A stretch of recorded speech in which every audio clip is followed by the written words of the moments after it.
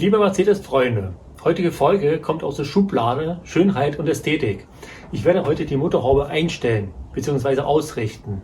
Dafür habe ich schon meinen anderen 124er vorbereitet, der hinten steht. Das T-Modell ist aktuell zerlegt, deshalb macht es keinen Sinn, das Thema dort zu behandeln. Aus dem Grund werde ich das an diesem Fahrzeug zeigen. Bei geringfügigen Abweichungen der Höhen- und Längseinstellung kann die Korrektur direkt an den Scharnieren der Motorhaube durchgeführt werden.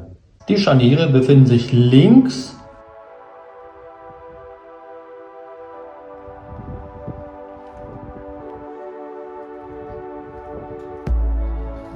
und rechts an der Motorhaube. Dort müssen an beiden Seiten die 3 Schrauben gelöst werden und dann kann die Motorhaube in die gewünschte Stellung gebracht werden. Sollte der Verstellbereich nicht ausreichend sein, ist dann folgende Vorgehensweise empfehlenswert. Wenn die Einstellung in der Längsrichtung durchgeführt werden muss, ist der Abbau des Innenkotflügels an der Beifahrerseite und Fahrerseite notwendig. Im ausgebauten Zustand sieht der Innenkotflügel so aus. Beim Ausbau unbedingt auf die Dichtung achten, sie ist nicht mehr lieferbar. Im nächsten Schritt wird die Motorhaube in die senkrechte Stellung gebracht.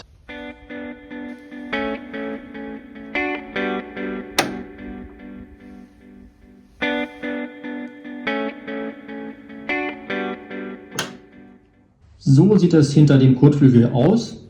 Er muss für die Einstellung natürlich nicht ausgebaut werden. Ich zeige erst nur für die Veranschaulichung.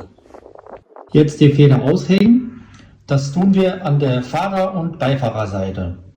Im nächsten Schritt werden die Schrauben am Motorhaubenschloss gelöst. Schlüsselweite 10 mm. Anschließend muss die Motorhaube geschlossen werden. Und jetzt lösen wir die 3 Einstellschrauben, Schlüsselweite 10 mm. Anschließend die Motorhaube in die gewünschte Position bringen, sodass die Motorhaube und der Kotflügel den gleichen Endpunkt haben und somit kein Überstand an einem der beiden Teile vorhanden ist.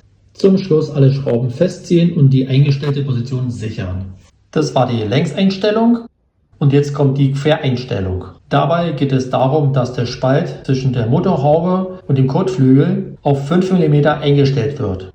Dabei werden nur die beiden Schrauben von dem Motorhaubenschloss gelöst und dann kann die Einstellung durchgeführt werden. Nachdem man die gewünschte Position der Motorhaube erreicht hat, können die Schrauben wieder festgezogen werden.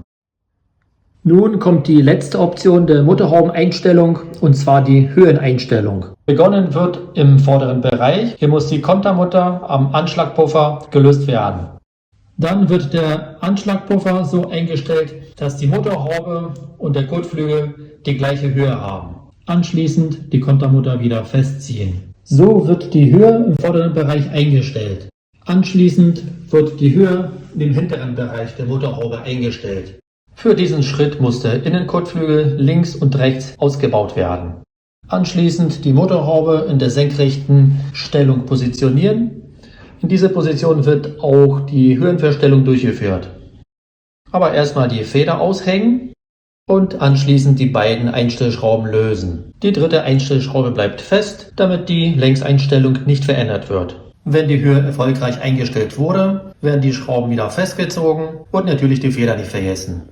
Sollte es nach dem Einstellen Probleme mit dem Schließen der Motorhaube geben, muss das Motorhaubenschloss durch Richten der Kühlerverstrebung so eingestellt werden, dass die Motorhaube sich leicht schließen lässt. Dafür muss die untere Schraube der Verstrebung gelöst werden. Nach dem erfolgreichen Abschluss der Einstellung wird die Schraube wieder befestigt. Es ist unkompliziert und wirkungsvoll. Die beste Medizin gegen Augenkrebs. In diesem Sinne, bis zum nächsten Mal.